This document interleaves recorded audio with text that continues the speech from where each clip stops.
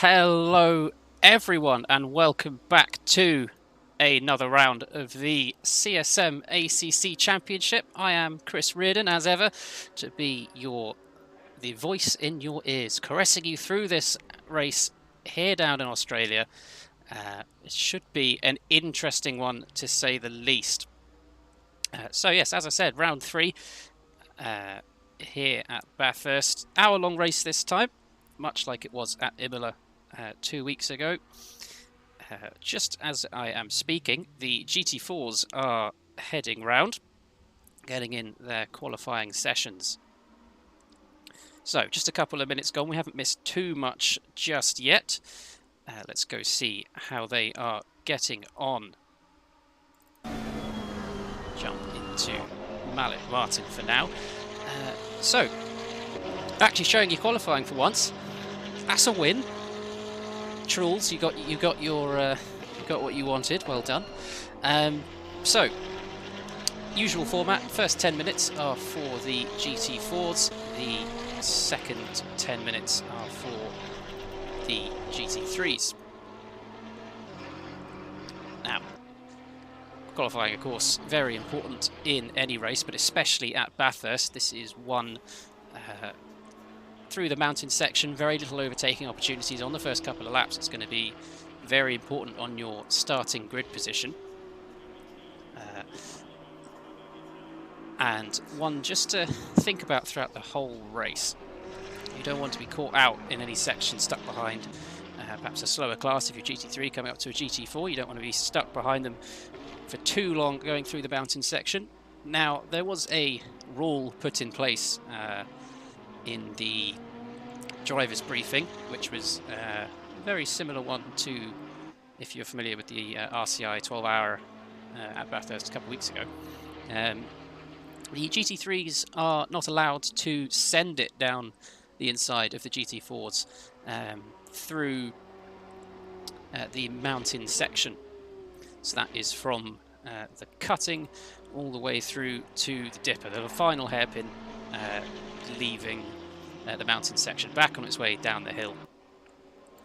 It just helps prevent a bit of banditry, makes the race a bit safer for everyone. Of course, GT3's like a lunge as it is. Anyways, we see Malik Martin just meeting the wall. That's well done, Malik. Just a bit too hot on the last corner of his outlap as well. That was flying lap even. That is very unlucky for Malik there. So we'll go see. I think that is the 777 of Iveco Gibbs who just crossed the line. It was. Let's see if we can ride on board with him for a lap. Show us what Bathurst has to offer. Yeah, it just helps things keep a little safer up the top. No banditry going on, no sudden lunges, unless you're Dan Tesauro, in which case you might just send it. The Aston has very little braking capability. You never know what might happen. That boat V12 singing might just come past you out of nowhere. So this point here, just coming into the cutting, this hairpin left that Iveco finds himself going through just now, this is where the start of the no overtaking zone begins. All the way through. You're making your way up the mountain now, of course. Try not to clip the wall. Just give a little love tap if you dare. As you're going easily over 150 k's up here in the GT3s, you might find yourself dying, which is not advisable. So it's even through Skyline, no overtaking. Of course, there's a little bit of a straight, but there's not really enough time to dispatch a GT4, even if you are a GT3. So especially through this downhill section, through the S's, this is where, again, got to be careful. If you're familiar with Jimmy Broadbent, this is where he killed someone and didn't take any of the blame. And this is where you're allowed to start overtaking again. Once you leave the exit of the elbow, all the way down here, of course, overtaking can begin. That being said, of course, if you're in the same class, you can still go for an overtake. If you have GT3 on GT3, I don't know why you'd want to try and overtake up there, but you can if you're feeling so bold enough. But it's just between classes is where you want to limit the overtaking. Of course, this GT4s can, of course, send it on GT3s, but then they will be shunned and they'll be shown the door rather quickly.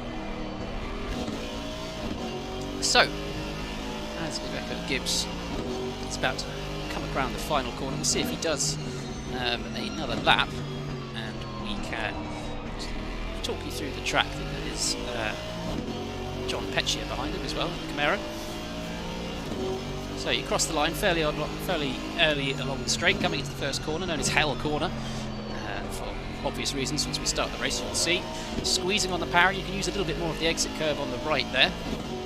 Then you've got a nice long drive up the mountain straight. Perfect chance for any slipstreaming opportunities. This will probably favour the BMW and the Camaro. Nice high-powered cars. When the M4 gets into stride, you find yourself putting along nicely up here.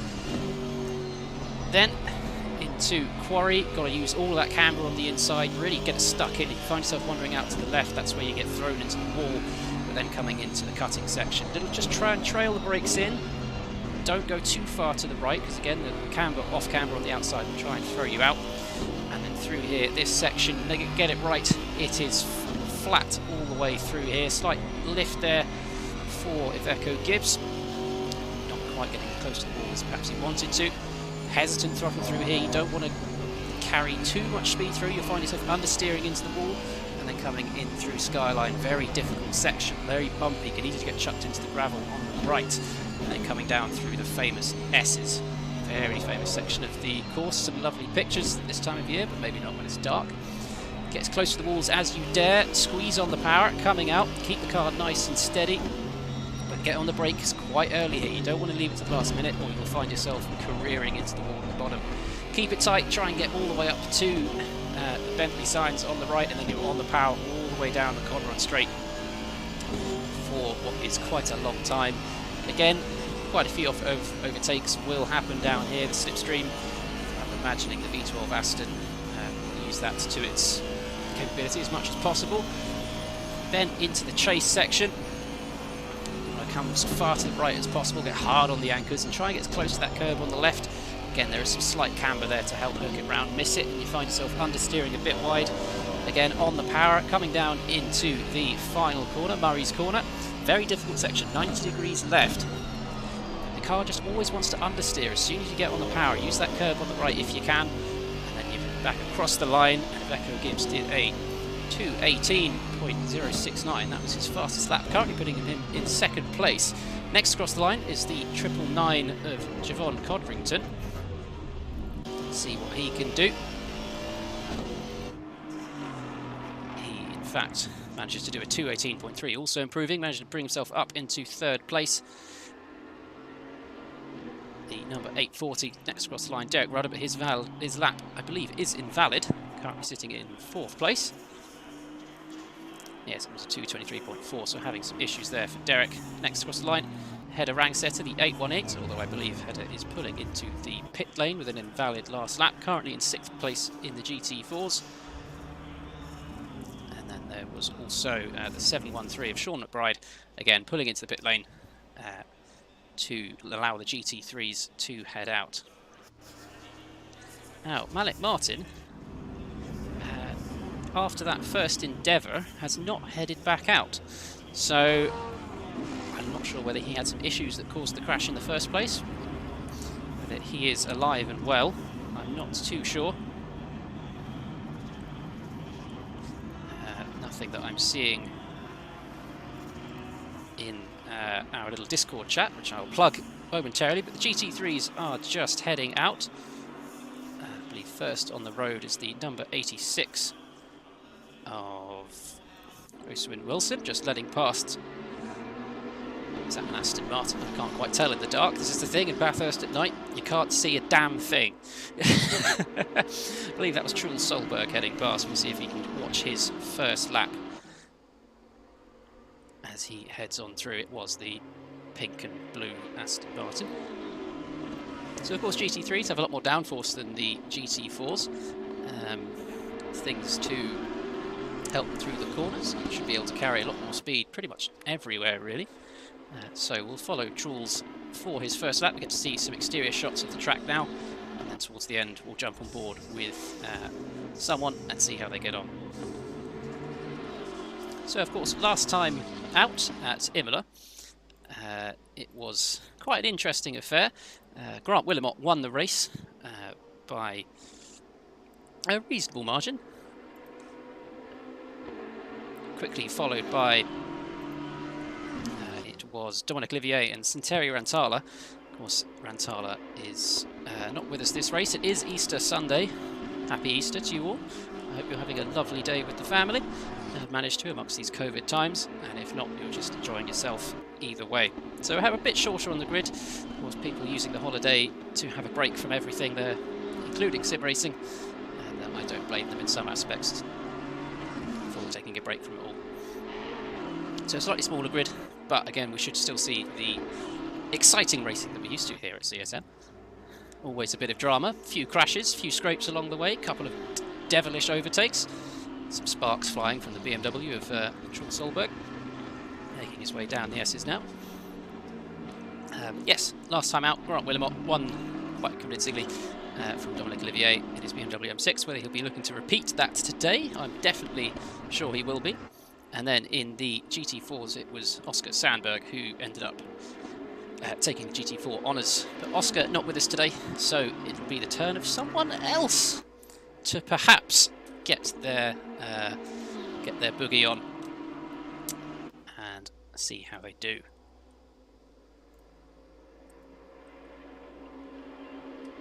Now, Jules Solberg just coming up through the chase, just coming towards the end of his flying lap. Be able to see what the benchmark time is for the GT3s. Right, coming around at the final corner. Let's see what Jules can do. It was a 2:02.4, but an invalid one at that, so he's going to have to go again.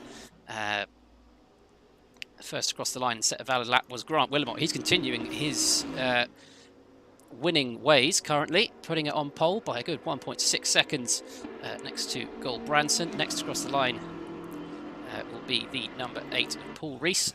Paul Rees managed to put it on in 4th place. Next across the line, the number 44 of Jeremy Gonzalez.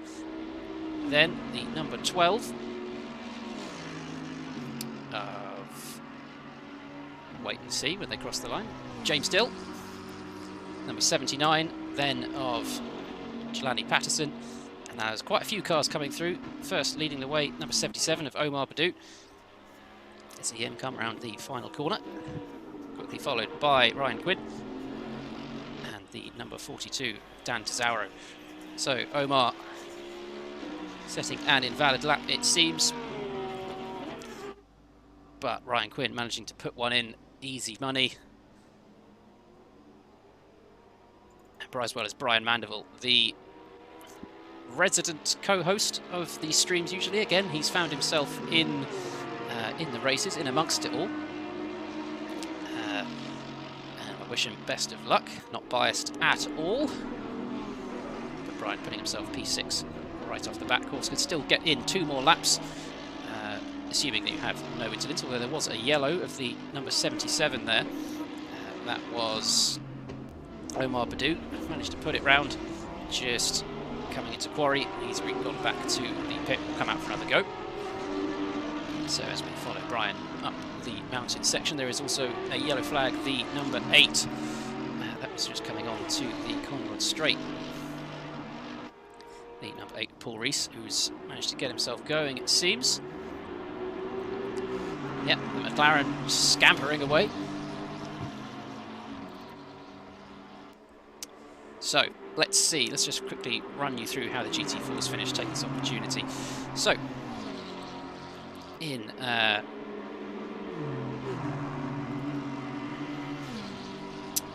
13th place currently, of course there's still a couple of GT3s to cross the line, but first of the GT4s was John Petchia in the Camaro. A strong showing from John there, 2/10 up on Iveco Gibbs in the Mercedes. It's quite close at the top of the GT4 field. Trevon Codrington, the 999 Aston Martin, in 3rd place. Just 5/10 separating the top 3.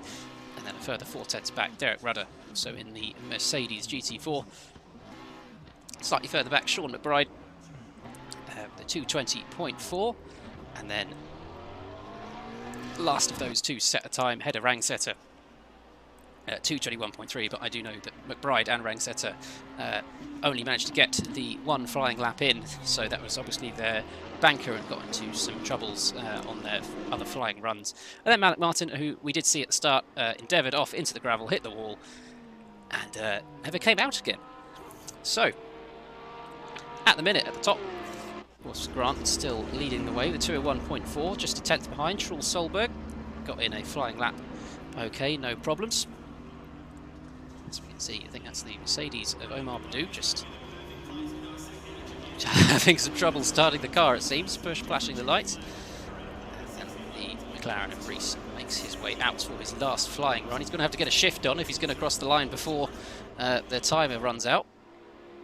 He's going to have to do a pretty flawless outlap, actually. So, next across the line is the number 11 of Truls Solberg. If he goes for a flying lap, hopefully we can ride on board. The helmet cam. He's still carrying on, so this is a good sign. You can see how much more pace the GT3s can carry through the lap, well, the first corner and then the rest of the lap, of course. Slightly different lines incorporated, of course, as well. More downforce, more speed, more power, all adding up in the grand scheme of things. So coming into Quarry, try and chuck it to the inside, a little bit wide there for Truls. He'll not be happy with that. That might have just scuppered his chances of getting pole off Grant. You can see how the rest of the lap goes. Coming into cutting. Power nice and early, using all of the track available. Coming up the mountain now.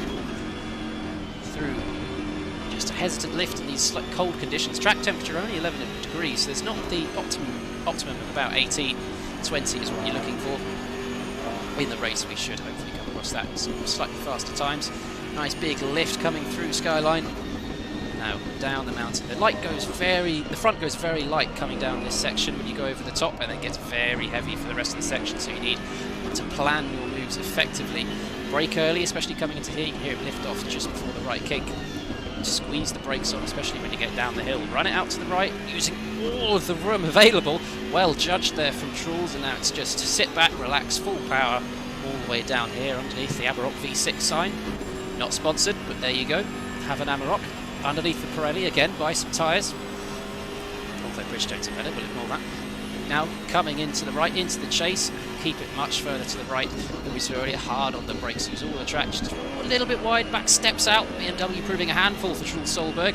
Getting back on the power now, coming to the last corner under the Liqui Moly sign. Coming into Murray's corner, we'll see if this has been a worthwhile lap for Truls Solberg. I'm hesitant to say, but I don't think it was. Crossing the line does not improve. About 1.5 seconds further back than he was before. So, next across the line, who is on a valid lap, the number 17 of Damien Yearwood, the Bentley driver. Coming round the final corner, he's got to improve upon a 2:04.4. Coming across the line, he has managed to improve to 2:03.9. Good showing. Also across the line is the number 42 of Dan Tazaro, who puts himself in 5th place. A good lap from Dan, 2:02.4. Next across the line, the number 19 of Dominic Olivier. He should be looking to jump quite a bit up the order, judging by his previous standards. Squeezing on the power in the Aston Martin, and puts himself in 5th place, 2:01.8 from Dominic. I'm sure he'll be looking to do a little bit better than that come the race. Dominic always one to watch out for in the races. So, a couple of cars coming down the Comrade Straight. First off, Florian here in his Lexus GT3, the nicest sounding car on the grid if you ask me. And just behind him is the number 45 of Chris Corbin, who is on an invalid lap. And then just behind, the number 69 of AJ Jones. So we'll see whether Florian can do much better. Well, he's got no laps, so he scores he can do better.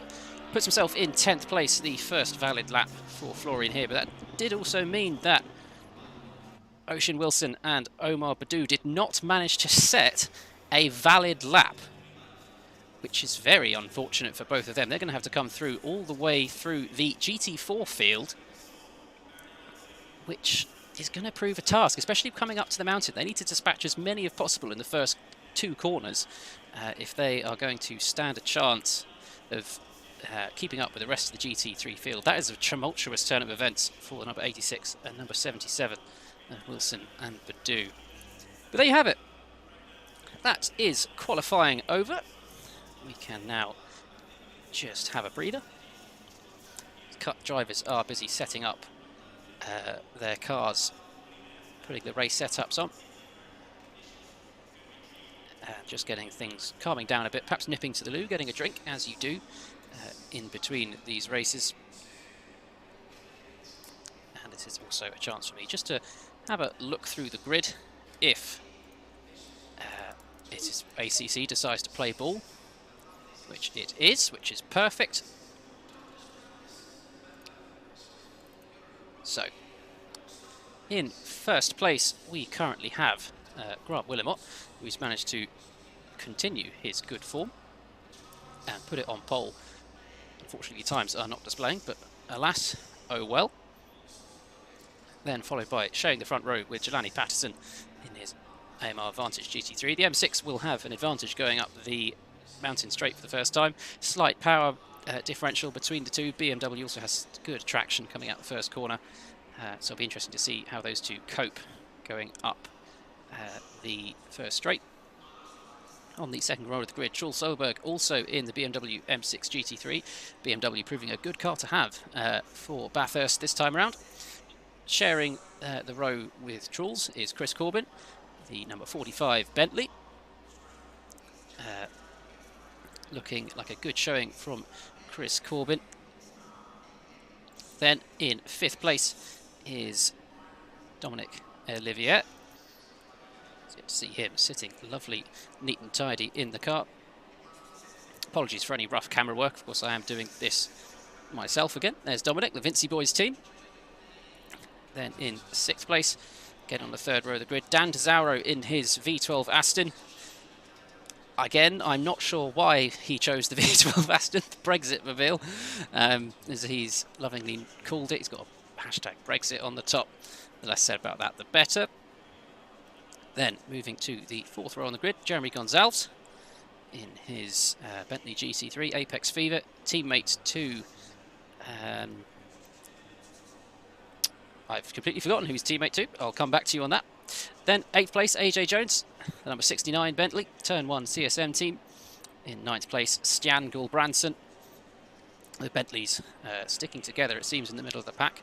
So it'll be very interesting to see what driver skill comes down to going through the mountain section, whether any make any mistakes or can capitalise on just some good driving, good bits of skill. 10th place, Florian here, the Maniti Racing team driver, number 36. Then Brian Mandeville, our producer, director and all-round top guy, in 11th place in his Mercedes AMG. Next we have Mr. Ryan Quinn in the sole Porsche GT3 on the grid. You can hear that screaming around the circuit from wherever you stand. Number 13, Damien Yearwood, the last of the Bentley drivers. In 14th place, Jamal Badu in the Mercedes AMG Front Yard Racing. In 15th place we have James Dill, the highest placed McLaren on the grid, just in front of Paul Rees. The two McLaren drivers, be interesting to see how these two get on. Much like Gonzalez, Jones and Gulbrandsen, it will come down to a good bit of luck and skill between these two drivers. Then first of the GT4s, John Petchia in his Camaro. Good amount of straight line speed, good bit of American punch, American muscle. You can see why he's an American, picked an American car. Then 18th place, Iveco Gibbs, P2 in the GT4 crowd in Schwede Motorsport. Then 19th place, Javon Codrington, quickly followed by number 840, Derek Rudder. Derek having a good showing qualifying this time, putting it on P4. Sean McBride, and then header Rangsetter, quickly followed by Malik Martin, who all three struggled to set some valid laps. Sean and Rangsetter managed to get the one banker in, but unfortunately did not manage to complete an actual flying lap. And then Malik Martin did have some problems. He crashed on the early parts of qualifying and couldn't complete the rest. Then Oisin Wilson Again, didn't manage to set a valid lap in the GT3, so him and Omar Badou are going to be stuck behind the GT4s coming up to the mountain section for the first time, and possibly thereafter as well. So it'll be very interesting to see how those two get on. So, our drivers are setting off on their warm-up lap. We can just follow their progress, see how they get round. Track temperature has gone up to 12 degrees. It is currently 5+5 in the morning in game time. Of course, different for those drivers all over the world. So, towards the end of the race, it might start just to get light. Sort of standard Bathurst practice. Start in the dark, should progress to some sort of light. Won't get up to the full temperatures, daytime temperatures, but a little bit of an increase towards 20 degrees would be largely appreciated for these drivers, trying to get as much heat in as possible.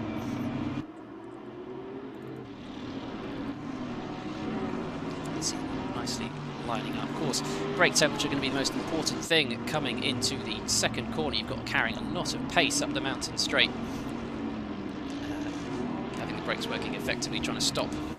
It's effectively 1.5 tons of sheer V8, V6, V10 goodness. It's a tall order for some cold brakes. So we get them warmed up as nicely as possible on the outlap. Florian here just darting out the way of Brian Mandeville. Of course, contact is off on warm-up laps, but it's good to see them taking it relatively seriously. The camera angles around Bathurst are just sublime. I do love to see them. You can't fault them. So we can just see the pack making its way up. Just appreciate the look of these cars. So, hour-long race. There is one mandatory pit stop for the drivers to complete. There is no refueling required, but there is a mandatory tyre change, and they can take that at any point. You do not have to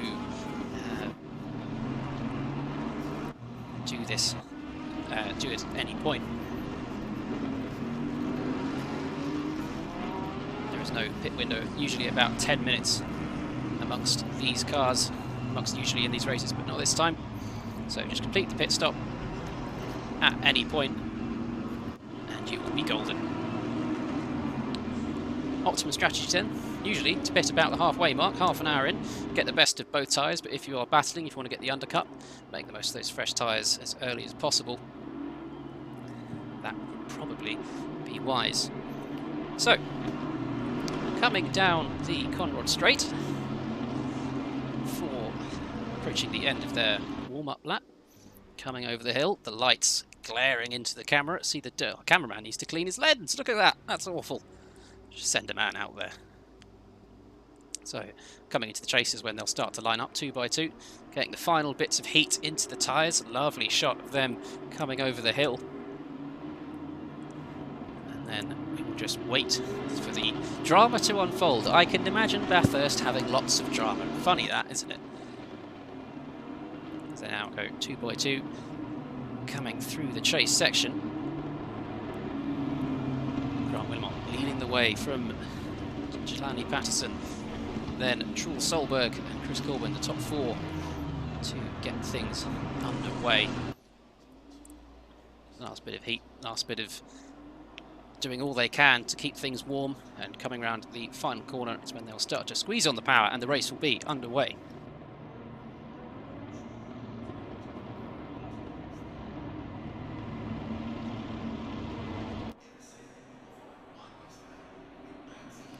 So, approaching the line, here they come to set off round 3 of the CSM ACC Championship. Green light, and away we go, and already AJ Jones and Sean Mcbride have a drive-through penalty for jumping the start. Whether they make that stick, the stewards will wait and see. Coming around the first corner, doing so rather well. Bit of contact in the background there. That looked like the McLaren of, is that Ocean Wilson being turned round? Perhaps even, I believe it was. There is also the Porsche of Sean Mcbride moving rather slowly. Here they come into the quarry section, making their way through. No, not too many dramas, just looking slightly further back. Doesn't seem to be too much, although there is actually a huge amount of contact slightly further back there. You get to see who that is. I'm not too sure. The number 713 struggling to make it around. There's a yellow flag, the number 27 of not quite sure who that is just yet. In fact, I think that was Stan Gulbrandsen that got put round. He's just struggling to make his way round. Hopefully not too much damage on Stan's car. It'll be very tough, unfortunate to see that. Now we jump back to the front. Coming down through the mountain section for the first time. Oh, huge amount of contact between the Aston Martin and I'm not quite sure who that was. I think that was the Bentley of not too sure actually. I think it was maybe Chris Corbin or AJ Jones.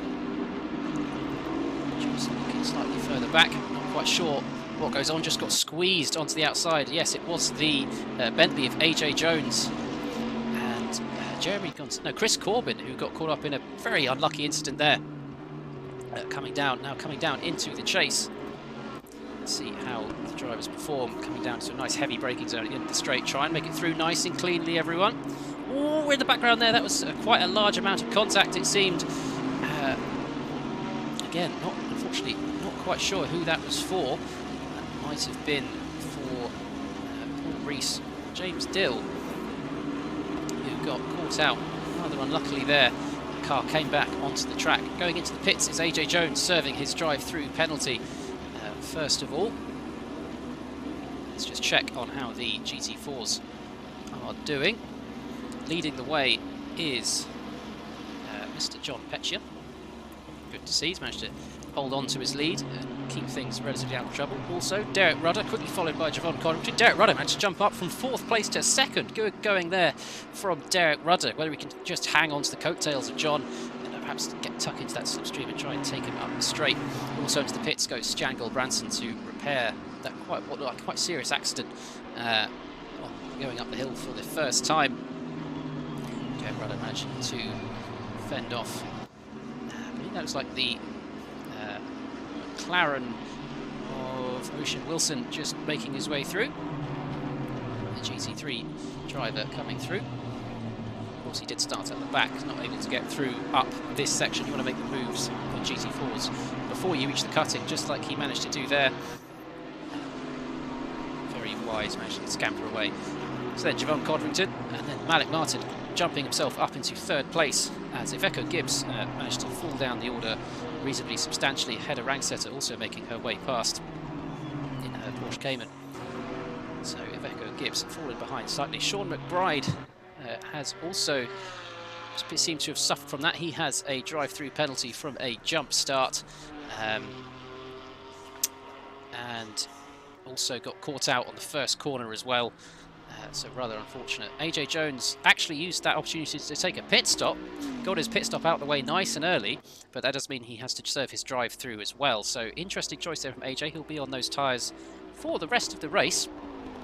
And Stan Gulbrandsen yet to come out of the pit. So let's jump to the front. Grant Wilmot coming round the first corner here at Bathurst, managing to pull out about 2.8 second gap on looks like Dan Tesauro. So Dan has had a very good showing, managing to get himself up into 2nd place. Quickly followed by Jelani Patterson. Your grandson also in the mix, just come out of the pits. Quickly followed by Jeremy Gonzalez and then Truls Solberg. Dominic Olivier has managed to land himself a 20-second penalty amongst all of that. I dare say that was related to the incident going down the mountain that we saw between him and AJ Jones, making their way through. Not too many dramas. Clipping the curb though, chucking the car to the outside. He's got to now try and not get caught out by Ryan Quinn. The Porsche behind, doesn't seem to be too much happening. The Porsche will be strong up this section, not the quickest car in a straight line, but has plenty of cornering ability. Not the most stable car on the down section though, so if Ryan's going to capitalise, look at him, he's closed all the way up. Let's see if he can make this stick and just perhaps try and force a move going down the second half of the mountain. Stick with Ryan, just not doing anything stupid, not getting too close, bit of dust in the face as well. That was nice and sensible. No such worries for Dominic this time, no one to crash into. AJ Jones has to be seen. Actually, looking at the timings, I'm not sure whether Jones has retired already. I have a sneaking suspicion he has. I do not see him on the timings anywhere.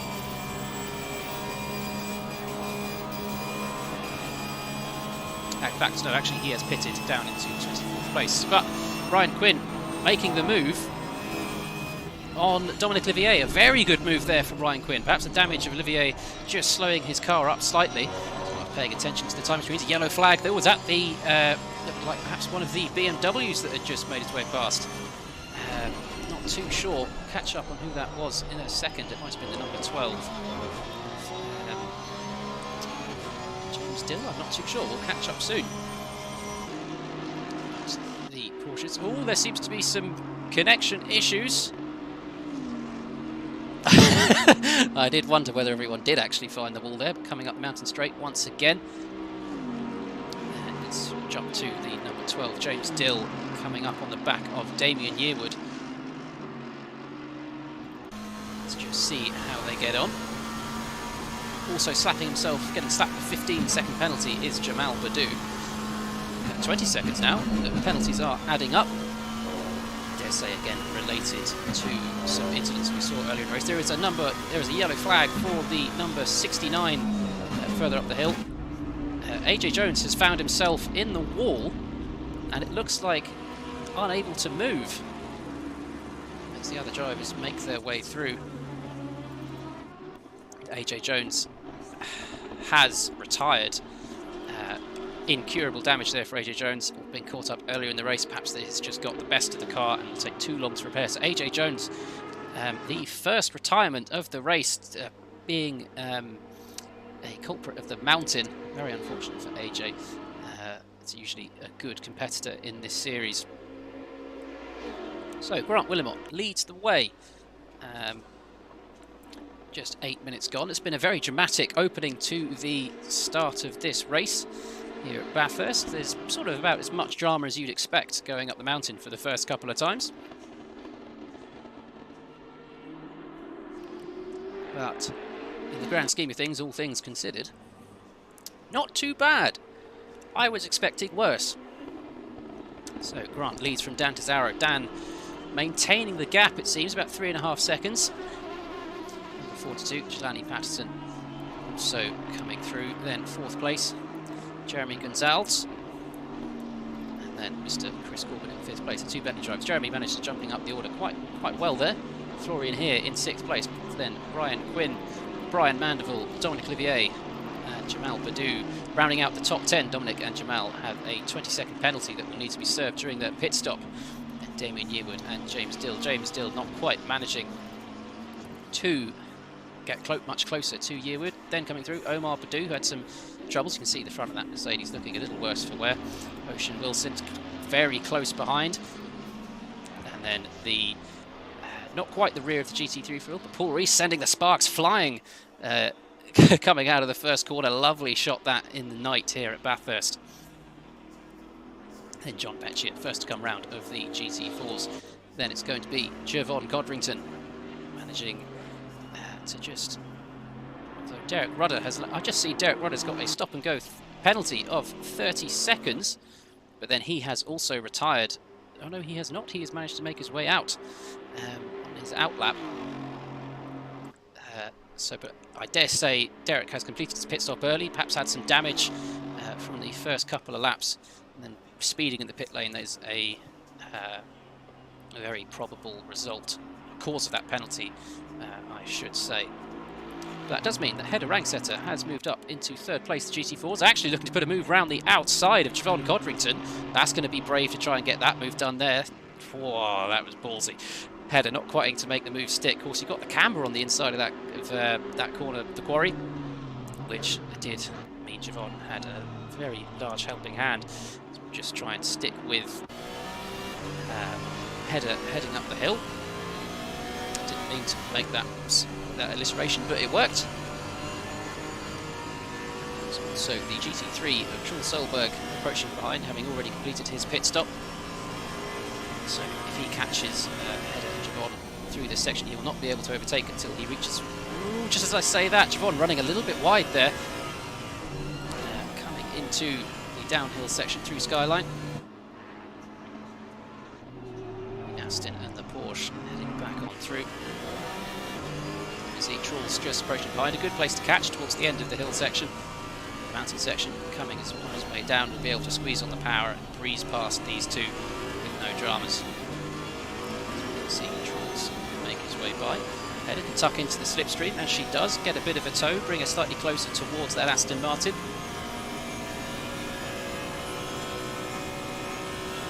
Not be able to make a move for the next couple of corners at least, so we will jump to number 33 of Ryan Quinn, who is all over the back of Florian here. You can just see a little bit out of shape for was that Ryan Quinn? Hit the wall twice. Oh, Ryan just got thrown out of shape. That Porsche, a very dangerous car up the top of the mountain section. Oh, that's very unfortunate for Ryan Quinn. Maybe that was the commentator's curse jumping to him there. I hope not. I'm sorry, Ryan. I'm sorry. Very unfortunate for Ryan. Who knows whether there's that much damage on the car. He hit the wall quite hard twice. So there's going to be some light damage at least, but whether there's anything lasting, we'll wait and see. But slightly further up the road, Jeremy Gonzalez and Chris Corbin having a nice little scrap. Let's see if these two can work together to perhaps try and... Oh, dear me! Jeremy Gonzalez having a massive off coming through the chase. I've not quite seen anything like that. Did he quite just perhaps hit the curb, unsettle the car, also going wide? That is also a Bentley, whether that is of Gulbranson or Damien Yearwood, I'm not quite sure. In fact, there's more drama behind. Ryan Quinn finds himself off again, going all the way through the braking boards. Whether he just got shown wide or when he hit the brakes, perhaps got shown off. But there is also the Bentley just behind. That's Yearwood heading through, and then Gulbranson heading into the pit. So I think Gulbranson was the one caught up, heading off the track. Just heading into the pits. Also in the pits, Dominic Olivier has got to serve his 20-second penalty there. He will change tyres and get his pit stop out of the way nice and early. Repair any damage he has on the front of that Aston Martin. So Stan also coming into the pits, will repair the Turn 1 Pro-Am driver. So a lot of drama coming into the last section of the lap there. A big change around for positions in the top 10 of the field, but leading the way still is Mr. Grant Willimot. No such dramas for him. Managed to pull out a 5-second lead on Dan Tesauro. Good going for Grant. He's going to want to try and extend his lead in the championship. I say extend. He is currently sitting on 58 points. Tied for the lead of the championship with Dominic Olivier. So with Dominic hitting troubles with that penalty and the damage on the car, this is looking good for Grant Willimot. Oh, there's some more drama just behind. That was the two GT4s. That was, I think, the number 777 of Iveco Gibbs and the 254 of Malik Martin. So that was for position. That was for third place of the GT4 field, the two coming together and just finding themselves in the wall, in the gravel. Not gone too well. So John Codrington is also making an early pit stops. So Malik Martin having to put that behind him. You see the damage on that Mercedes as well. Number 777 of Iveco Gibbs making his way through. Whether there's any lasting effects, again, we'll wait and see. So it's all drama, it's all go here in the first quarter of an hour of round 3 of the CSM ACC Championship. I hope you're enjoying it at home. I'm loving it, in all honesty. This is great fun. As we can see, the Bentley of Chris Corbin making his way through. GT3s now lapping the GT4s at a consistent rate. So amongst all that, Hedda Rangsetter managed to make her way up into second place for the GT4s. But behind is the BMW of Grant Willimot. Grant obeying the rule of no overtaking over the mountain section. That is the reason he did not send it through Skyline. The GT3 is not allowed to overtake the GT4s through this mountain section. be able to see Mr. Willimont scream his way past. Now he's out there, but that would have allowed Dan DeZauro to make up a healthy amount of time. Look at that, the gap has gone down from 5 seconds to, well, that looks maybe about 2.5 seconds. That has not worked out well for Grant Willimont. Dan not having the same traffic problems. Let's look at that, 1.154 seconds. That has worked out very well for Dan DeZauro. Whether he can capitalise on it, perhaps just push that a little bit harder now he's got the BMW driver in his sights. We will wait and see. Jelani Patterson also not too far behind. He's just about to go past header rank setter as well. But you can see first and second in your eye line. Header just running a little bit wide, catching Jelani off guard slightly. Making the move. Going into the before the first turn. Ooh, Brian Mandeville has managed to find himself a 15-second penalty, and there was also a yellow flag. That was the number 254. Malik Martin finds himself round again. So whether that was... That's an interesting place to go off there. He's still on the straight. So, a very interesting turn of events for Malik Martin. Whether he found himself perhaps a loss of concentration going down the straight or was pushed off. I don't want to say it was by Brian, but he was the last car to go past. There was a McLaren going wide in the background. Keep it on the road, boys. That was 8th place. James Dill, who's got Damien Yearwood for company, making a move down the inside. James leaving the room, having a little wiggle on, then tries to squeeze Ocean Wilson into the wall. But a good move there from Damien Yearwood, now coming up on Malik Martin. James Dill will hopefully try to aim for the cutback coming through the two McLaren drivers. But of course they will be very evenly matched, but how they compare against the Bentley, punching a big hole through the air, coming up into the quarry section. The McLaren driver having a nice little bit of a toe, not close enough really to make a move though. But if the other two make any mistakes, he will be the first to capitalise on it. It's often nice to be the car back in situations like this. Leave the first two to scrap as much as possible. Back coming around a little bit from James Dill there. Holds on to it nicely. Using much more of the road compared to Wilson and Damien Yearwood. Now making their way up a slight lift. Too many dramas for the three of them. But you can see where the different drivers are stronger through different sections. Wilson managing to catch up massively. Heading through Skyline. Ooh, a little bit late on the brakes there though from Dill. He got caught out by the Bentley and the McLaren. Sorry, the McLaren? Yes, the Bentley and the McLaren braking slightly earlier than him. Now we're down. Whether perhaps the McLaren Wilson is close enough to make a move on Yearwood, coming into the chase. Wait and see. Lovely helicam. See the slipstream coming into effect nicely. Pulls out to the left-hand side. Try and stick it around the outside. Lifts off slightly. Thinks better of it. Still 40 minutes left of this race. Probably a wise move there from Wilson. Tucks back in, but that has also allowed Dill to catch up as well. Good driving from the three of these. No such dramas or collisions as of yet. Hopefully there won't be a commentator's curse coming round. To start lap number 9. We'll stick with these three for now, proving some good entertainment. Meanwhile, of course, there's Grant Willimont and Dan DeZauro out front, and where the gap is down to 7/10. I'll check on them as they come down into the chase section. They're just heading through the last of the mountain section. But Wilson pulling out to the left-hand side, trying to try and make a move around the outside of Damien Yearwood. Be very brave to try and make that stick. Yearwood runs very wide there. Has allowed Wilson to get the undercut. Whether he can perhaps make it stick. This also allows Dill to have a look up the inside, but Yearwood has managed to hold on to it very nicely. There's also the Porsche of Ryan Quinn there as well, trying to get in the action. There's into the wall for Wilson. Was there a bit of contact between him and James Dill there? Dill managing to scarper away with bad back racing. But Wilson just losing out there. Because there's any contact on the inside, just forced him into the wall, I'm not too sure. But that has allowed Damien Yearwood to scarper off up the road and escape some pressure. But let's now jump to the lead battle, which he did miss that. Desauer managing to close the gap on Wilmot even more. The Aston Martin now within a second of the BMW GT3. Two very different cars, two different eras in GT3 racing, but proving that the Aston Martin V12 still has it in it to bring it to the big boys, bring it to the front of the grid.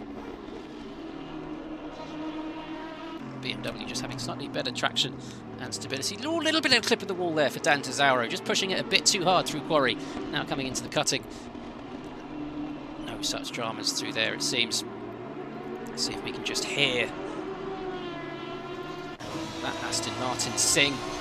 That V12 screaming up the hill. You'll hear that for miles around.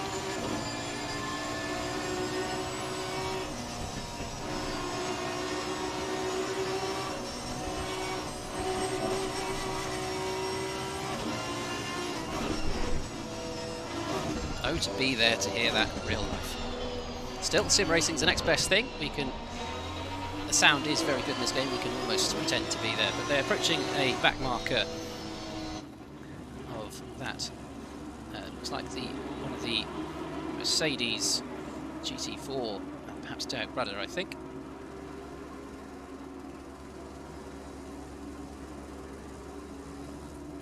Making their way past with no real issues. There's quite a few Mercedes, but that is the GT4 of either Iveco, Gibbs or Mcbride. Desauer, you can see along through the mountain, he did not have the pace, the mechanical grip that the BMW M6 has, but now he's made his way down the straight, managed to close the gap again, another 4/10 over this lap. Dan is looking like he could make a push for the lead in this next couple of laps. Runs a little bit wide there, though. That's not going to help things, Dan. In fact, he's got rid of the Brexit sticker. Oh, that's atrocious. I disapprove of that. But we can look past it. It might just be a little error with the liveries. Who was that coming out of the pits? That looked like the Bentley of... I think that was Jeremy Gonzalez coming out of the pits. Indeed it was. We can just see how Gonzalez is getting on. He's currently in 10th place, but he has completed his pit stop. Truls Solberg is the only person ahead of him who has also completed a pit stop. So him and Truls will be the ones to watch for the rest of the race. Truls Solberg currently heading through, coming onto the Conrod Straight, so quite a bit further ahead of Jeremy Gonzalez. Truls hasn't had a instant field race that some of the other drivers have had. So, looking back, the number 19 Dominic Olivier is even just behind. Not quite sure which Bentley that is. That's either Chris Corbin or Dominic Olivier, slightly apart. In fact, that is Mr. Chris Corbin just up ahead. So a lap down is Dominic Olivier on Chris Corbin, making their way down through the mountain section again. There is a big pile of GT3 cars up ahead. I think I know what's gone on here. They've been held up by a GT4 through the mountain section, brought the pack right together. Dan Desauer trying to hunt down Grant Willemot. Further back is Kalani Patterson, only 5 seconds behind. The number 79 also in amongst the mix was the number 44 of Jeremy Gonzalez. Number 77 as well of Omar Badou. So the GT4 rule just decided to bunch up the drivers slightly, it seems, through the mountain section. Just provide some good racing, but I'm sure Grant will be a little bit annoyed with that and will be feeling it coming up this straight for the 12th lap in this hour-long race. 25 minutes in, I should say. Whether Dan can perhaps get the move or any sort of pace overrun on the BMW. Not quite, not close enough to make a move. But you can see how much closer he is. Dan running a little bit wide in the slipstream, forcing him to carry a bit more pace than he's used to through that corner. Slightly further back, we've still got Jeremy Gonzalez, who has managed to catch up on one of the Bentleys. I believe that is Gulbranson. And then again, slightly further back, the number 77 of Omar Badou has found himself next to the Aston Martin of that is Jelani Patterson. Omar having a huge wiggle. Hold it, son. Oh, he's into the wall. Oh, Omar, that's very unlucky. Into the wall again. Oh, Omar, how unfortunate. Just coming over the top section. Lost the rear now. Just try and stay off the racing line, Omar. That's it. Oh, those cars come through with some pace. Whether I believe Omar Badou is calling it there. I don't think he'll be able to make his way back to the pits. That looked like a substantial bit of damage. Perhaps just assessing the situation. Pulled off through Skyline. But that was the... In fact, he has just pulled into the pits. That was the number 45 of Chris Corbin, barreling his way through, taking no prisoners, followed by, that looks like, the Aston Martin of Olivier, and then the McLaren of James Dill. So James Dill has been overturned by Dominic Olivier. James Dill will be rather unfortunate by that. He's yet to make a pit stop, but of course did have that incident earlier in the race, which did force him slightly further back down the field, and also with a 20-second penalty, which we can assume was related to his ding-dong with Wilson. He got caught up going through the cutting, staying out though for now. Christ, see if you were in Omar Badou's position there, you'd be... Oh, it's Dill hits the wall again. Dill, it's not quite going to plan with bad back racing. Maybe he'll can use that as an excuse. Very unfortunate there, just got caught out in the braking zone. As we see, is that the McLaren of Paul Rees leaving the pits? It is. These two finding themselves together on track. Of course, Rees has managed to complete his pit stop, but this is 4 positions. James Dill managing to make his way past with not too many dramas. But Paul Rees, let's see how he gets on heading up the mountain. Fresher tyres will be cold for the first lap, of course. But will be the difference, making their way up, just running a little bit wide, locking up quite easily. Fresh rubber. I should say, of course, that the top 5 are yet to pit. Mr. Brian Manville in 6th place is currently in the pit lane, getting some fresh boots. Also in the pit lane, John Petchier, the leading GT4. Well in the lead, ahead of Header Rangsetter, and then Malik Martin also yet to pit in the GT3. So the top 3 of the GT4 I should say, sorry, will probably look to pick their pit stops very soon. Way further back, the rest of the cars have completed their pit stops. So of course, with all of this going on, it will be difficult to say who is for position and who isn't in the grand scheme of things as we catch up on the back of Mr. Malik Martin. You can just see, currently sitting in 3rd place, Siobhan Codrington behind him by quite a way. He is just making his way up the mountain. But Malik doing quite well, all things considered, although he did have a slight incident just where he was now. He's indicating to the right, so to the left I should say, so he is going to be pitting this lap, it looks like.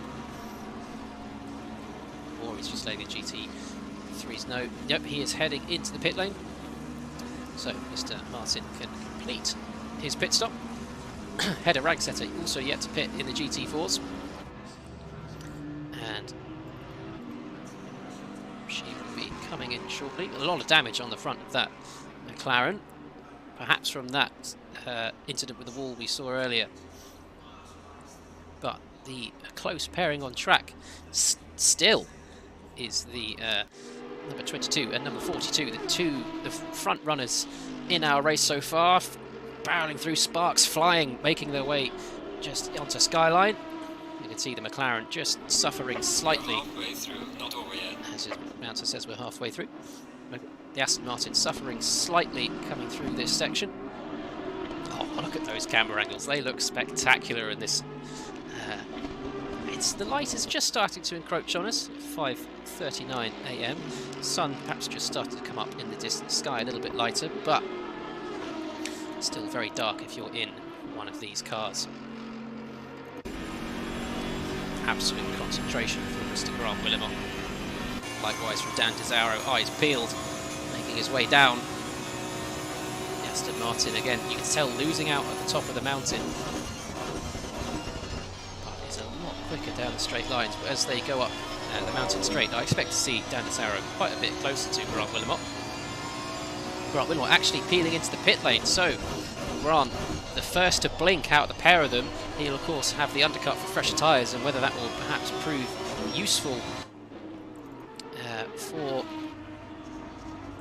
Grant, we'll wait and see as he makes his way into the pit box. So we will jump to the 840 of Derek Reardon, just making himself scarce as the GT3s come through. The third place, Chris Corbin and Dominic Olivier working together, it seems, just to perhaps get a bit of a shift on. Dominic has overturned Chris since we last saw them. A little bit wide there from Mr. Olivier, and also from Derek Reardon. Of course, Derek had a cracking qualifying, so must be quite disappointed to find himself this far down the order on his fellow competitive GT4s. The rest of them have completed a pit stop. Just behind is the 254 of Malik Martin. And there's John Petchier behind as well, who has also completed his pit stop. So Petchier coming in to lap Malik Martin as he runs a little bit wide. Perhaps put off slightly by Petchier, just letting him through, doing a sensible thing. Good man, Mr. Martin. As John makes his way through, just behind them we have... Not Mr. Gulbranson, that is not true. It looks like one of the McLarens, the GT3s, whether that is Mr. Dill or Mr. Rees, we will find out. It is Mr. Dill. And Mr. Rees, they're still together on track. James Dill yet to pit, of course, but has managed to keep himself in front of Paul Rees. Also behind, Damien Yearwood has got himself in on the act. The three drivers having to wait for the GT4s across this mountain section. Making their way down. The GT3 is getting very close, no overtaking allowed up here. But coming out of... coming onto the Conrod Straight, I should say. You can see the drivers making their way down. Dill managing to put on the afterburners and now pull away, using all of the track and more to make his way past Malik Martin. John Petchier. A little bit of a scrap, a little bit of ding-dong. Yearwood trying to make his way past Paul Rees. Paul Rees, hold on to your hat, son. Hold it. Nicely held. That's caught out by the moving Malik Martin. Martin just perhaps got off his line slightly, forced Rees to react. Nearly lost it. Well held though, Mr. Rees. That is a brown pants moment if I've ever seen one. But well held, good Sir Yearwood though, managing to capitalise on that. And now he's going to try and chase down James Dill, but yet to make a pit stop, and with a 20-second penalty, you do wonder whether Yearwood will play the long game, sit behind, and just wait to see how things play out.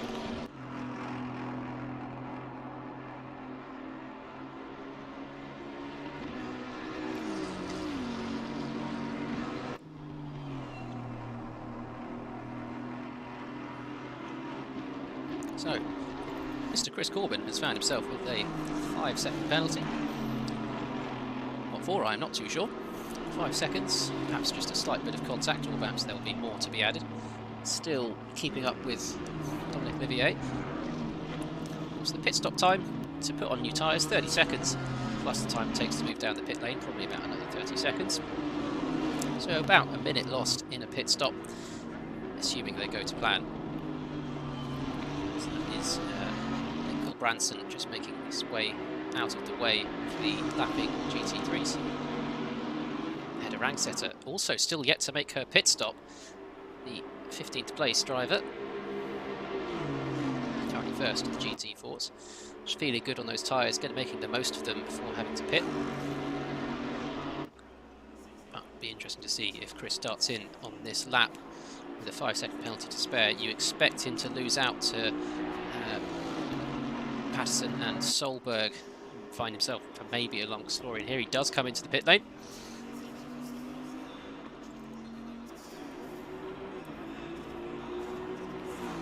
We have quite an early pit box from Chris Corbin, but we will jump now to Dan Tesaro, currently our leader, also yet to pit.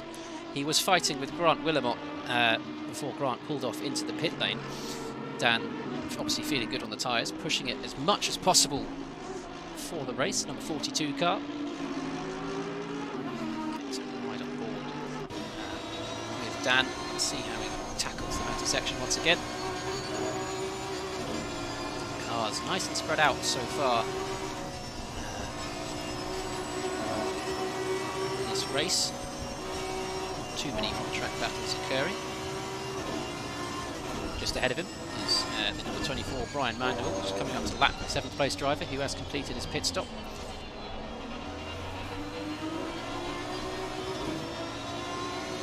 The heavier Aston Martin taking a few different lines compared to Brian.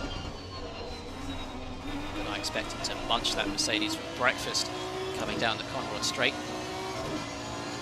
So there are a couple of more cars just up ahead. So the only two drivers yet to complete their pit stops, or in fact I say that, James Dill is currently in the pits. He has blinked and now making his, or just sitting in the pit stop. So Tesaro will be the last driver to complete a stop as he makes his way past Brian Mandeville. Jerome Codrington, next he's got to just go past the 3rd place GT4. Makes a lot of room. Whether Codrington, in fact Rangsetter has also completed her pit stop and has managed to retain 2nd place for the GT4s. That is some lovely going there for Hedda Rangsetter. Good showing from her. Though is, I believe,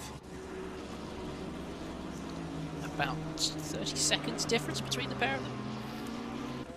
Yeah, it's about 25-second difference between them. So Hedda Rangsetter's choice to stay out a bit longer, perhaps proving slightly costly compared to Petch's fresh rubber, but she will have it towards the end of the race. Yeah, 35-second gap has just popped up.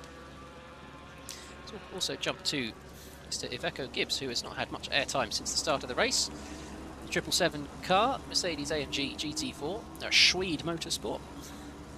I want to bring out my inner Sean Connery impression for that, but I won't embarrass myself. The 777 making his way round. Coming up the mountain straight. Quite way back from Reardon.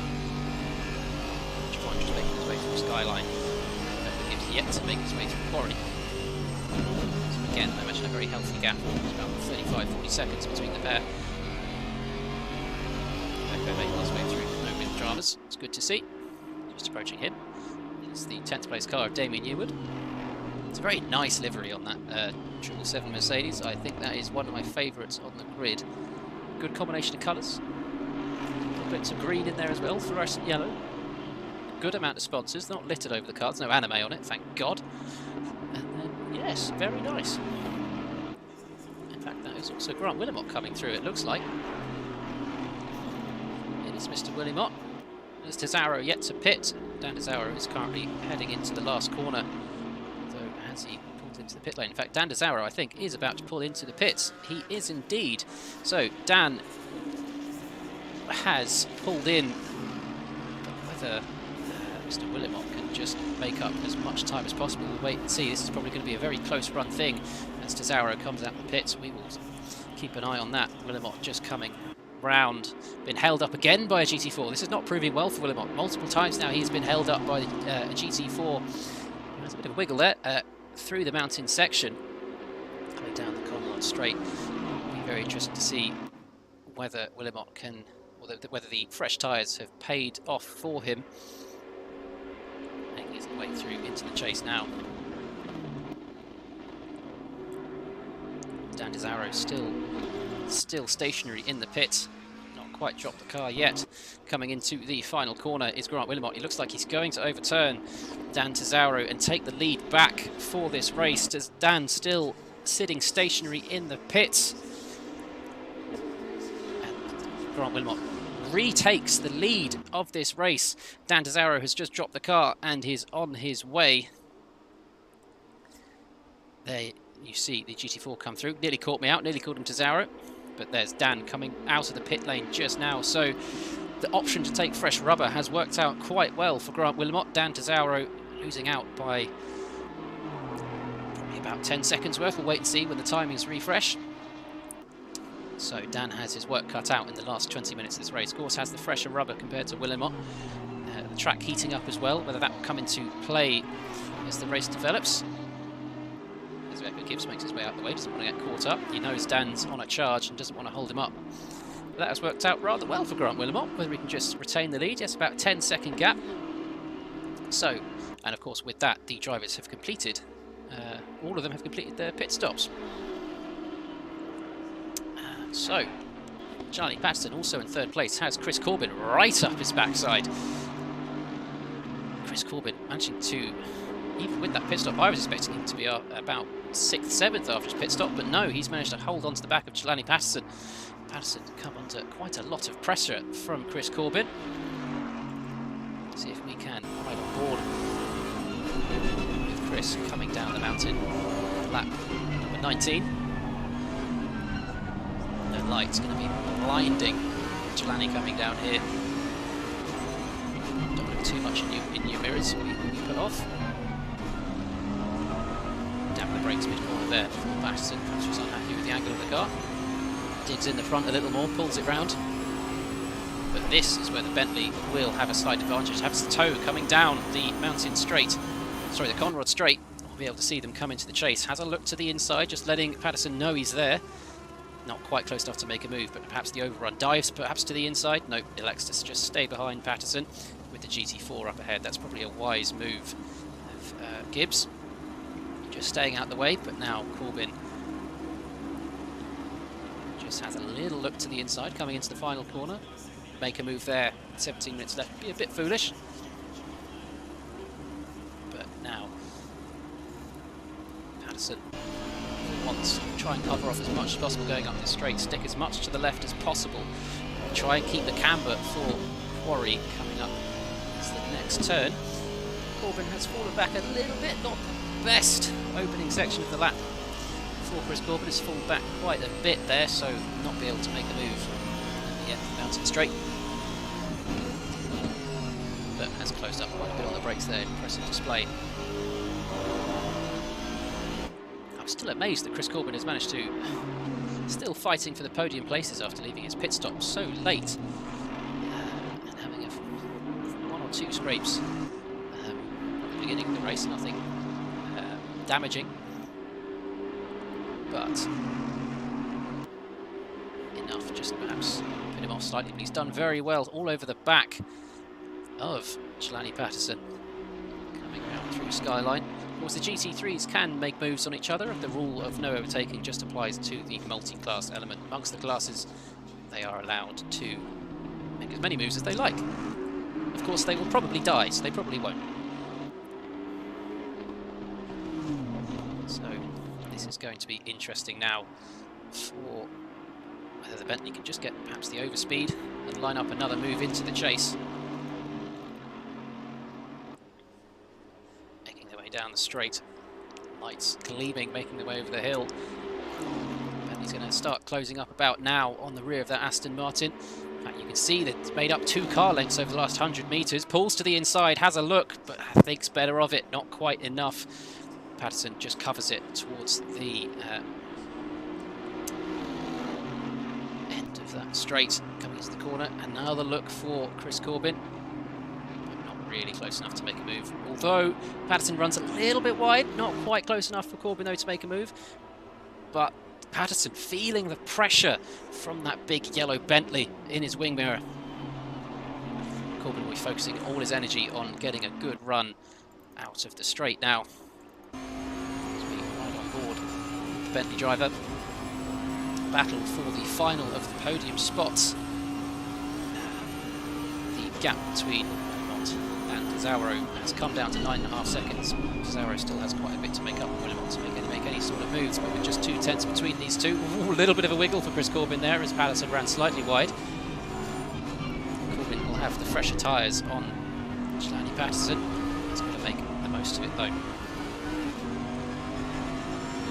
See the sunrise just about to come up. Whether we'll get to see the famous Bathurst sunrise before the race ends, hopefully we will. Understeer for Chris Corbin. little bit wide for Paxton, just kissing the grass on the outside, making his way back down the mountain.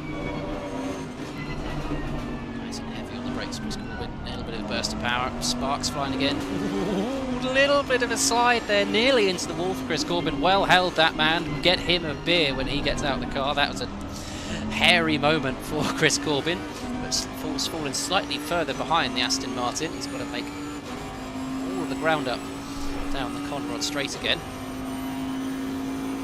Also when the fight between Truls Solberg and Florian here is quite a close one, just under a second between them for battle for 5th place. Those two drivers are currently just making their way onto the Conrod Straight, some 20 seconds behind this pair we're currently watching now.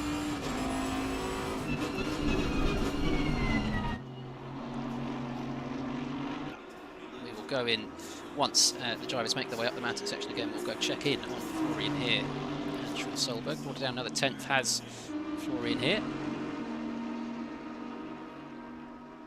And also the battle between Javon Codrington and Sean Mcbride. I think Codrington has run into some issues. He's managed to fall back down the order. We will go jump in with him, as Chris Corbin is not going to be close enough to make a move this time round. So yeah, Codrington has had some issues to fall down into 5th place in the GT4s. Sean Mcbride just also coming through in the picture. Sean did have a bit of a rocky start at the beginning of this race, falling behind very early on due to an incident. Oh, running into the wall for Sean Mcbride. A heavy amount of understeer just coming into, should I say, onto the Conrod Straight. Sean Mcbride did pit very early. He had a change of tyres very early on in the race. I'm wondering if he's just starting to feel that as we nearly approach the last 10 minutes of this race. So a bit unlucky there for Mr. Mcbride, but we'll now also jump to the battle between Florian here and Truls Solberg. Truls coming under a lot of pressure from Florian, the BMW and Lexus duo.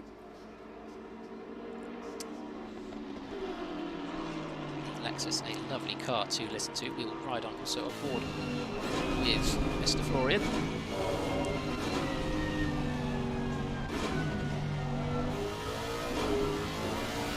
A little bit of oversteer again, getting on the power, managing it well though. That was the wrong camera, I meant that one, there we go. But also Chris Corbin, I think, is making a move right up the rear wing of that Aston Martin. Had made a move down, they tried to make a move into the chase but not quite managing to pull it off. Takes all the curb on the inside, squeezes on the power. It's the Aston, just a little bit better traction, pulls just maybe about a yard or so further away from the Bentley. Just coming onto the mountain straight. Chris Corbin is a lot closer than he has been the previous times. If he's going to try and make a move, this is going to be the one. Just try and stick in the toe of the Aston. Now he's starting to make those gains. You can see him just approaching ever closer, ever closer. Patterson moves to the inside, covers it off slightly. Corbin not going to try and dive down here. A little bit of a wiggle coming off the brakes. Use the camber well. Both drivers continue as they were. So now jump back to Solberg and here. Florian not close enough to even think about making a move just yet. Slightly further behind, it seems we have the number 33 of Ryan Quinn just making his way past. I'm not too sure who that was, to be honest. Just try and switch to a different camera angle, see if we can get a glimpse of their car. Ah, that was the McLaren of Mr. James Dill, who is also, he was down in 17th place as it stands. He's got a couple of GT4s between him and getting past the rest of the GT4 field. Had a couple of incidents, 20-second penalty as well to sit through the pit stop, which has pushed him quite way down the order. Ryan, just as I say that, Grant Willemot has got Dan de Sauer for company. The last 10 minutes of the race, this is going to be a straight battle for the win to the finish. The last 10 minutes of this race. There are 3 battles on track happening right now, all of some importance. Of course, all point scoring positions, but we'll stick with Grant Willemot for now, just trying to fend off Dan de Sauer. Dan got within a 1/10 of a second as they crossed the sector line coming down the Conrod Straight. Very, very close is Dan Tesoro to the rear of that BMW. So you come on straight. Look at the power difference between the Aston Martin and the BMW. Grant Willemot just sticking to the inside. Covers off Dan, he backs out of it nice and early. They've got the GT4 up ahead as they make their way past Javon Codrington. Javon might have backed out a little early, so they didn't want to follow him up the hill as well. But Tesoro suffers through this mountain section, as we know. And does not quite have the mobility of the BMW, but look at him get right underneath, almost touching the two British drivers. This is excellent racing, putting on a lovely show for us here at CSM ACC Championship. If you are enjoying it, do like the stream, subscribe as well, hit the bell notification icon, you'll get notified of every time we go live and all future videos to be uploaded. We would love to see you again. Right now, Dan Tesoro hunting down first place, Mr. Grant Willemot.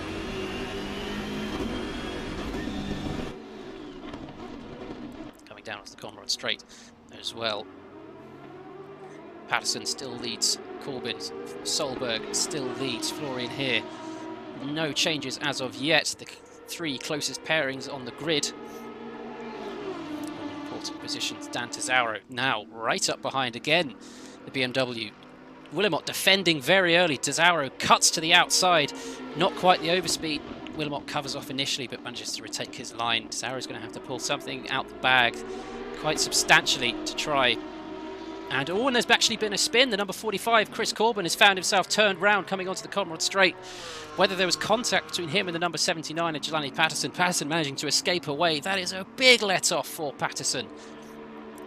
Whether there was perhaps a little bit of contact between him and Corbin or someone else getting involved in the fray. There was the 713 of Sean Mcbride, the GT4 in there as well. I'm not sure who played a role where, but that's a big let-off for Jelani Patterson.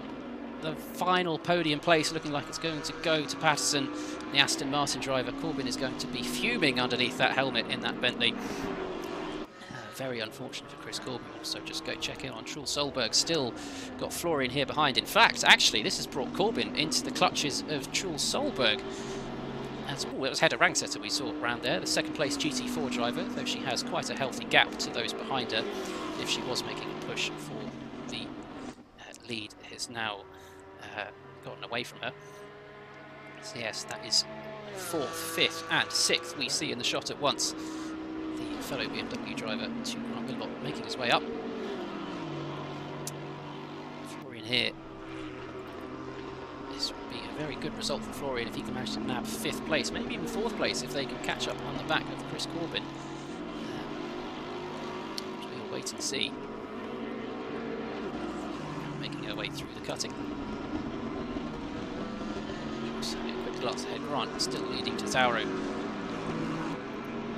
No change there, it seems. Sean Mcbride has landed himself a 5-second penalty by the looks of things, so perhaps whether he was involved in that Chris Corbin incident, that might be a penalty as a result. But they are now stuck behind the GT4 of Sean Mcbride. This is played into Truls Solberg's hands massively. Wait for the camera to catch up. They are stuck behind Mr. Sean Mcbride, the slower GT4, making his way down the mountain section. No overtaking allowed through here for the GT3s. This is going to be a very interesting race down the Conrad Straight into the chase. With only 5 minutes left of this race, everything is to play for. No more mistakes from Corbin if it was contact or not. And away they go, jumping the GT4. Right on board with Mr. Corbin. See the rear wing, see if Solberg manages to make any gains. You see Florian here poking his nose in next to him. Look at the speed difference between the BMWs. Having a look up the inside of Chris Corbin, but thinks better of it. Chris runs slightly wide here, also has like a slight look, but nothing happening for the pair of the drivers behind Chris Corbin. Chris is going to have his work cut out to try and defend. Florian here just having a look around the outside, slightly better exit compared to Solberg, but to make a move there would be audacious to say the least. And just manages to stick behind him. Willemot still leading Tesoro. In case you are interested, no change there, but we're going to stick with these three. Corbin just having a slightly better run than the pair of of these drivers. So perhaps Corbin does have the pace on the pair of here and Solberg to just be able to pull away, especially Gulbrandsen. And Ryan Gwynn come through your shot as well, or was that Yearwood and Gulbrandsen and Gwynn? Obviously the teammates, I confused the cars. The trio making their way up. So Grant Wilmot and Dan Desaro have been held up by yet more GT4s. So perhaps a slight opportunity for Desaro to get a run, although he's quite far back, and Wilmot will have the tow of the GT4 of Petchia, who is well in the lead of overhead Rangsetter, so it's looking like a cruise home for John Petchia. Wilmot, you can hear the Aston Martin screaming its way down the straight. What a cracking car that is. Flash of the lights from Wilmot, letting Rudder know he's going to be coming through. Rudder holding his line. Just being nice and predictable for the race leader. Doesn't want to take him out. Well, that will result in a healthy penalty. Actually, also quite close on track is a little bit of wiggle left. Rudder is Gonzalez and Olivier. They have managed to find themselves. They are behind the GT4 of Hedda Rangsetter. That explains that. In fact, Solberg has managed to make his way past Chris Corbin, it seems. Sorry you missed that. Corbin must have had a bad exit. Florian here also having a look up the outside. Come on, camera. There we go. He's managed to make his way past Chris Corbin as well. So the pair of them, Chris perhaps having a bit of a bad run coming onto the Conrod Straight. And he's actually indicating to the left. So maybe he was letting them through anyway. Whether he had a slight off the front of that Bentley, a little scratched up. But nothing too untoward. So both Solberg and Florian here made their way past Chris Corbin. And it's a very interesting turn of events as we make the way past Javon Codrington. Slight dive up the inside. So here now chasing down 5th place. Sorry, 4th place. It was 5th he was aiming for. Now he's got 4th on the cards if he can hold off Chris Corbin and overtake Sean Solberg. 2 minutes left of this race. The gap between Wilmot and Desaro has extended to about just over a second. So we will quickly jump to Gonzalez. Olivier has managed to overtake Jeremy Gonzalez. The Aston Martin managed to make his way past. Of course, it was these two who were a lap apart before Gonzalez had pitted. Olivier pitted very early in the grand scheme of things. And then, in fact, Brian Mandeville also getting on the act, only 3 seconds back. He might be able to pick up any scraps that have made their way through. There's a yellow flag up the mountain there, number 254 of Malik Martin as well. So Grant Wilmot is about to come on to the final lap. He's managed to pull a 2-second gap to Dan Desaro. And it's very good. The trio of here, Solberg, and Corbin. Corbin falling slightly further back here. Oh, you can see him just jinking to the outside, trying to maximise the run he can get on Solberg coming down the Conrod Straight for the second to last time. It's all to play for coming into the final lap across the field. This is a very exciting end to the race. I hope you've enjoyed it at home. I've certainly enjoyed it, but there's still one more lap to play out amongst these drivers. Florian here having a look to the inside, forcing his way up now on the outside, coming into the chase. Breaks a little earlier than Solberg. Can he perhaps get the cutback? Solberg runs slightly wide here, can get earlier on the power and force his way through, perhaps looking to the inside. Coming into the final corner, will he try and go for the move? No, thinks better of it, pulls back to the outside, resumes his racing line. Last lap for these two, as the first and second place duo are just currently heading up the mountain. Keep an eye on them, cut to them before they reach the line. Slightly further back, Olivier still in front of Gonzalez.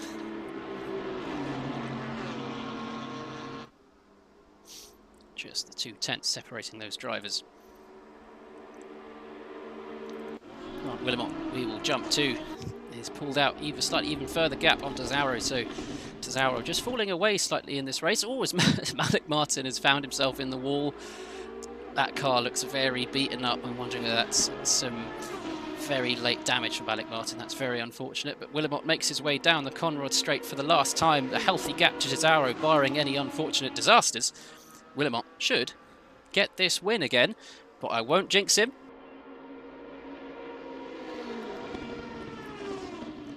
Coming into the chase for the final time. Healthy gap. One more corner to navigate, and Grant Wilmot will win round 3 of the CSM ACC Championship. As they come across the line.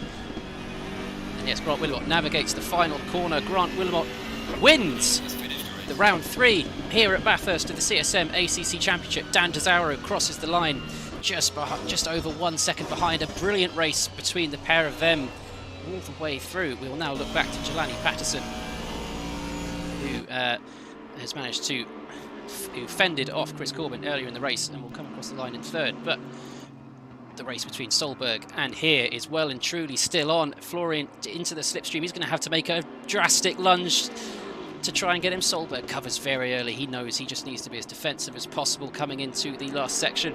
If Florian's going to make a move, it has to be now. This is the last opportunity. Solberg covering very early as Patterson crosses the line, goes into 3rd, comes home 3rd place. Solberg managing to fend off Florian Here to cross the line to come in 4th place. A spectacular race between the pair of them for the last 20 minutes or so. Chris Corbin also coming across the line in 6th place. Next to cross the line is Mr. Stjangel Branson and Ryan Quinn coming home in 15th place and 11th place respectively. Next across the line will be the number 8 of Paul Rees down in 13th place.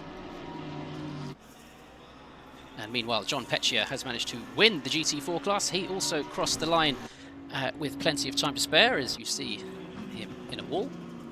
Celebration's gone well at the end of that.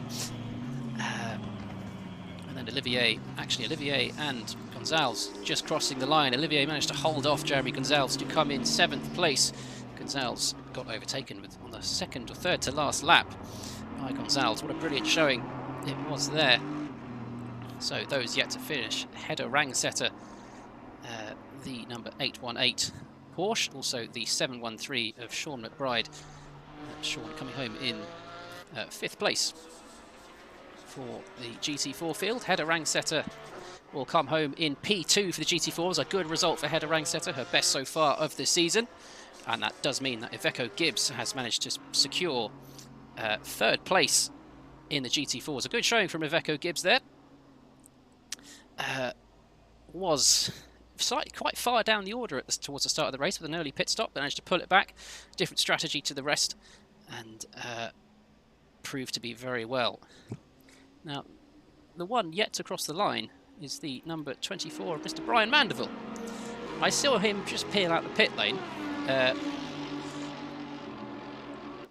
while Wilmot crossed the line, so Mr. Mandeville will have to cross the line again. He will come home in 9th place, but he needs to finish in order for his race to count. He needs to cross the line one more time.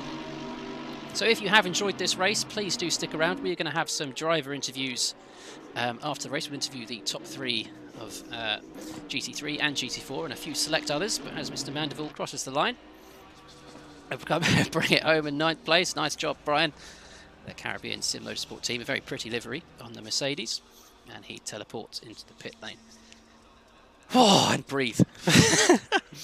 That was a phenomenal race. Outstanding driving from everyone up and down the field.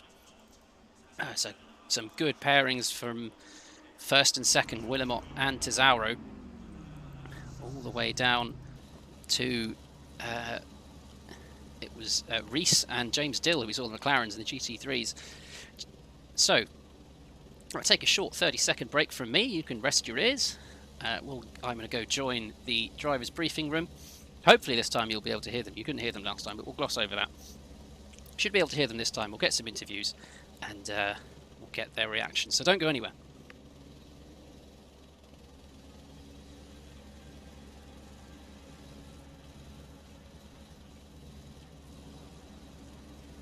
Records for what?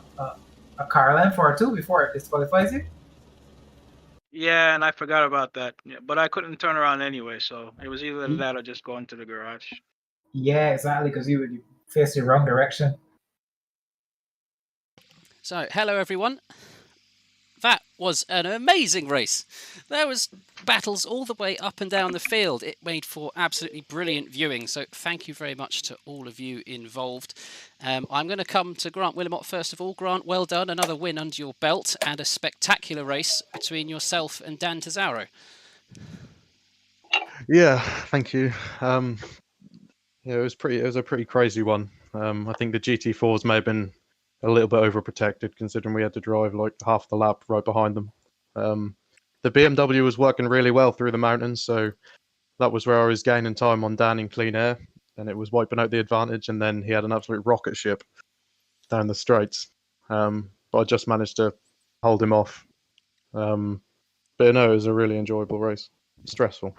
It did look quite stressful. That was the biggest thing I noticed from the commentary box was the GT4s did play into Dan's hands a couple of times. Were you getting quite hot under the collar when that was happening? Yeah, and I'm sure Heather and Truls, who I was speaking with in a voice chat, will confirm that as well. But yeah, I don't know. I thought I built a lead up at the start, and I was like, right, let's get going. And then GT4 lost me 7 seconds. And we were pretty close leading into the pit stops. And then I could see, I think I pitted maybe 3-4 laps earlier, and I could see on the map, it looked like from my perspective, he was getting it a little bit easier when he stayed out a bit longer. I don't know, it might not be right, because I still came out with a bit of a lead. But yeah, and then after the pit stops, I was 8-9. Well, I think I was 9 seconds ahead, and I caught a GT4 right at the entry to the cut-in, and I went from 9 seconds to 0.2 seconds, just like that.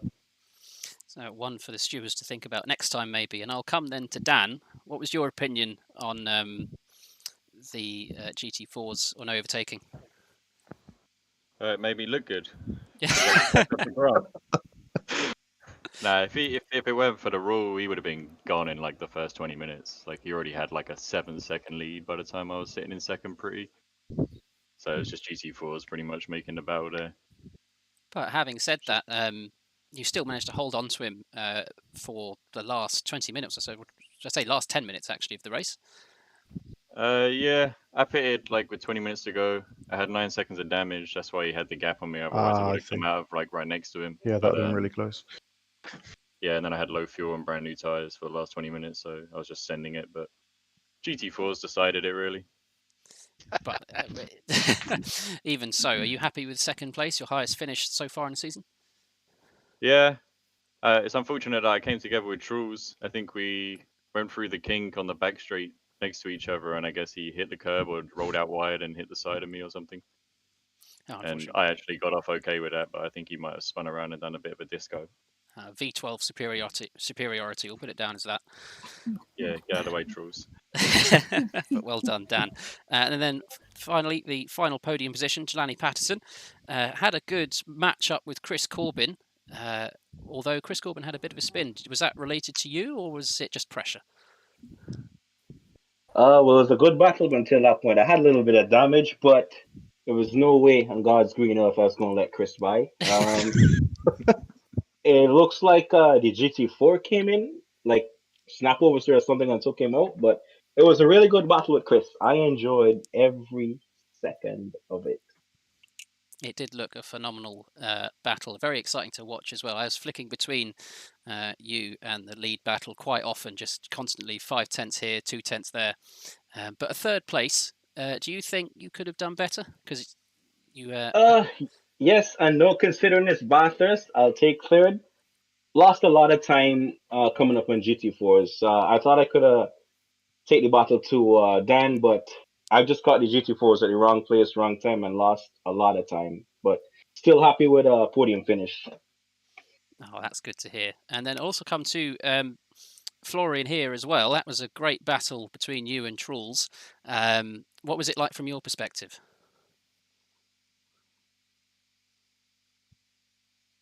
Is Florian here? Has he managed to unmute himself? I don't think he's here. I don't think he's here. Well then, we'll get Truls' perspective. Truls, are you in here? Yes, you are. Yeah, I'm here. That was intense. Yeah, quite a good battle between you and Florian at the end. Yeah, I had to pit really early because of the incident with Dan. I'm really happy that he survived because that was my fault completely. But I had I had flat spots that made the car unstable, so I spun again and I just ended up hitting early. So the tires were gone at the end, and with the Lexus top speed, that wasn't easy. But I had my best braking ever on the last few laps, so that was intense. Yeah, it came good in the end. It was a spectacular race to watch, and well done on getting 4th place in the end. So, yeah, it was all about damage limitation after the spin. all right, you've done a very good job. So I'll come to now John Petchia. Is John in here as well? Hello, John. Your first win in the GT4 class in the CSM Championship. Well done. How does it feel? Feels great. It's nice to know that the top ones ahead of me weren't there. So, but I'll take it, that's for sure. Well, the big thing was I raced in a Lexus in a 4-hour enduro at Bathurst on Friday. So with the Camaro, all you have to do is go slow. It's a bit heavy at the front. Early. Brake early. So it was very clean, and the GT3s were perfect. I had no issues whatsoever. I hope I didn't block at all. I don't think I did.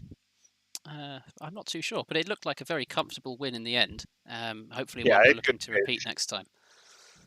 That's for sure. Well done, John. Fun. Yes, well done. And we'll jump to Hedda Rangsetter. Hedda, good job. 2nd place. You must be happy. Yeah, thank you. I'm really happy about that. I don't think I could have done any better. But yeah, so happy. Yes. Was it consistency, or do you think you just got a good turn of pace? I think I didn't practice for this in the GT4, but I drove half the 12-hour Bathurst, so the qualifying didn't go well, but I was just getting faster and faster throughout the race, so I think that was it. And I made a couple of mistakes driving onto the grass, but not too much in the walls and that stuff, so I was lucky there, I guess. And yeah, we're kind of consistent, so I think that was it. Perfect. Well done. It's not luck to stay out the walls, it is skill, so well done. And then thank you. Come to Iveco Gibbs as well. Mr. Gibbs, are you in here? I will take that as a no. God, driver's letting me down for the interview. Hey, can you hear me? Oh, I can hear you now. There we go. All right. Look like I muted myself back. Sorry about that. No, it's okay. But 3rd place, are you happy with that? Yeah. After that, the first turn there, I got bunded into the wall and ended up last place. So then I had to pit, and I got a drive-through penalty. But get through all that and come up 3rd place. I'm satisfied with the outcome. Yeah, you could say that. Perfect. Well, and that rounds out our interviews for today. I hope you have all enjoyed it. Thank you, Iveco, for that, and well done for finishing in 3rd place. So, thank you. I hope you've enjoyed watching this at home. It has been a phenomenal race. There has been battling all the way up and down the field, GT4s and GT3s. I am Chris Reardon. I've been your commentator. If you have enjoyed, please do like the video, subscribe to the channel, hit the bell icon, notify all the YouTube jargon. You know it. You'll get notified of the next time we race, which will be in 2 weeks' time. And we hope to see you then. Don't go anywhere, and we'll see you next time. Bye-bye.